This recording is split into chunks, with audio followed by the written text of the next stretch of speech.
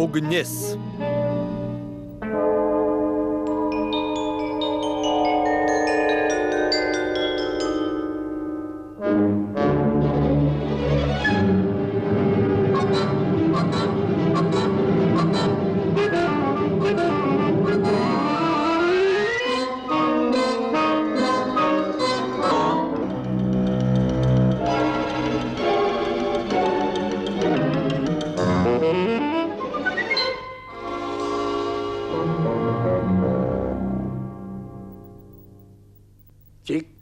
Tik-tak, tik-tak, tik-tak.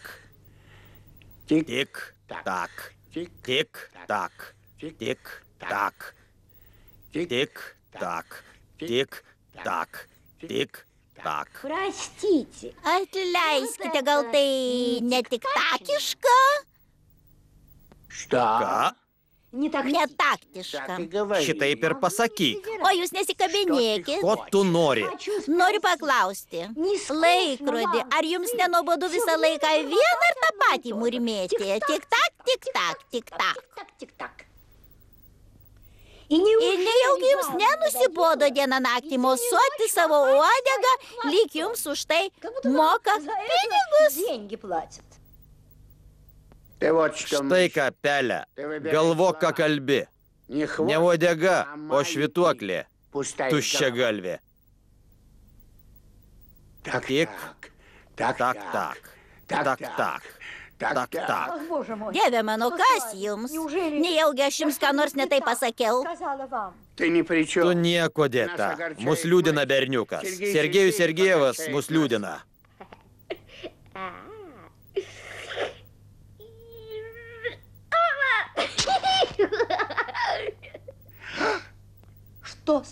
Kas atsitiko? Pati pasižiūrėk. Užlipk ant komodos, iš apačios tau nematyti, kas dedasi kitame kambaryje. Užlipk ant komodos. Na kaip, užlipai? Užlipau. Dabar matai? Matau. Ką pasakysi? Kaip negerai. Maišelė ant žandukų ir uodega aplinka. Ir kai kurie užžyla kailis. Ko niekus paistai? Prašom atleisti, aš ne ten žiūriu. Į kosminį desantą raketa Žemė kosmosas, 6 kovinių galvučių, užtaisu ugnis. Pirmin! Pirmin! Pirmin! Sergejus Sergejevas gavo užduotį per vasaros atostogas perskaityti šią nuostabią knygą. Ją sukūrė profesorius Čaikinas. Joje mokiniams suprantama kalba pasakojama, kaip protu, darbu ir valia žmogus užkariavo gamtą. O kodėl jis užkariavo gamtą? Ji tokį sukūrė gamtą. Gyva ugnis. Gražus pavadinimas. Gražus. Beje, pelių požiūris į ugnį kritiškas. Pats pagalvokit, dėl jos kyla gaisrai ir apskritai. Pelių protas. Gaisrai, kokia nesąmonė. Profesorius Čaikinas turėjo omenyje visiškai kitokią ugnį. Kitokią? Kitokią. Šilumos ir šviesos ugnį. Paklusnę žmogui, ištikimą, gerą. Ugnį, kuri šildė olą ir baidė pavojingus žvėris. Laužo ant pražūtingos olos ugnį, kuri perspėja drąsius jūreivius, krosnių, kuriuose lydosi metalas. Ir rusiškos krosnies, kurioje kepama duona, ugnį. Dar vieną ugnį profesorius Čaikinas pagarbiai ir dėkingai prisiminė. Ne ugnį, o ugnies lapelį ant juodo aptekėjusios žvakės dangčio. Michailovskoje kaime jis apšvietė stalo dalį, žąsies plunksną, rašalinę ir tuščią lapą. Pro dvigubus rėmus įsiveržė vėjas, lyg būtų išsigandusi, pasilenkė liepsnelė, bet neužgeso. O vėl išsitiesino ir draugiškai mirktelėjo poetui. Viskas gerai, Aleksandrai Sergejevičiau. Pirštai prašosi plunksnos. Plunksna popieriaus. Minutė ir eilės ims laisvai lietis.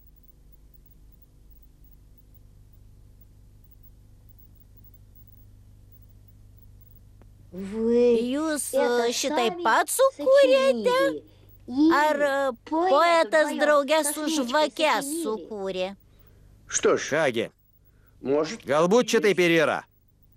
Poezijos kalba ir ugnies liežuvėlis netolimi giminės.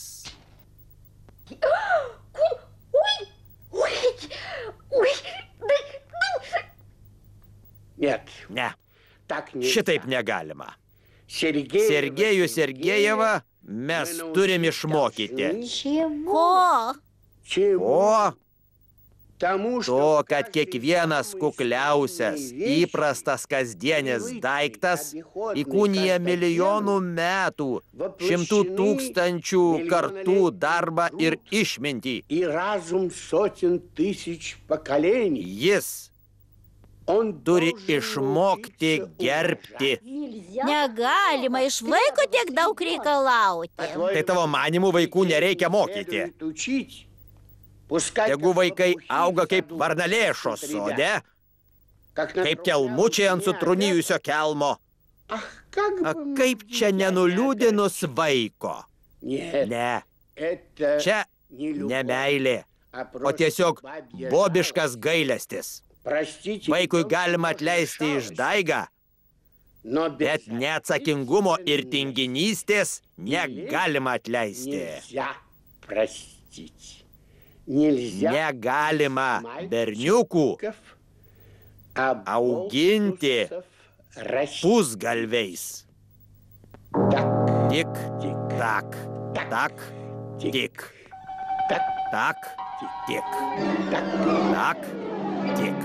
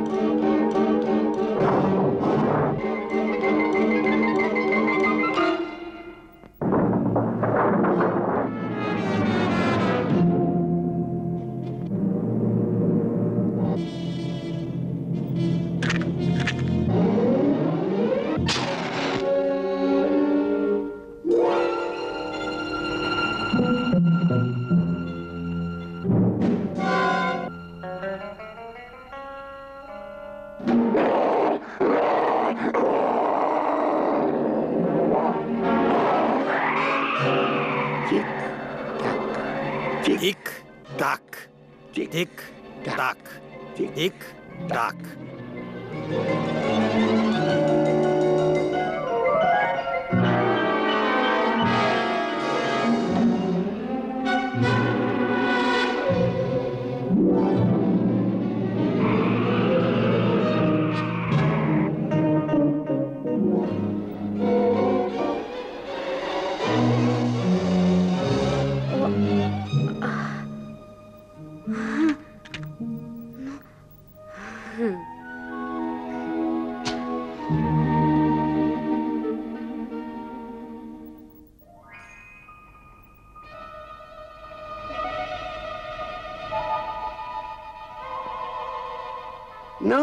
Nu, Pele, ką pasakysi?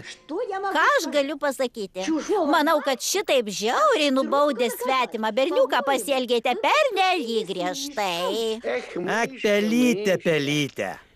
Argi savo proteliu gali suvokti ir teisingai suprasti, kodėl mes istoriją pasukom atgal? Žmonės supa stebuklai, ant kiekvieno daikto genijaus antspaudas, bet žmonės nebemoka pastebėti to, ką patys sukūrė. Didybės ir nuostabiausi reiškiniai jiems nebekelia nuostabos. Pele, bent kartais būtina išlaisvinti esmę iš įpročio kiauto ir paprasto degtuko ugnyje parodyti tūkstantmečius paieškų ir pastangų.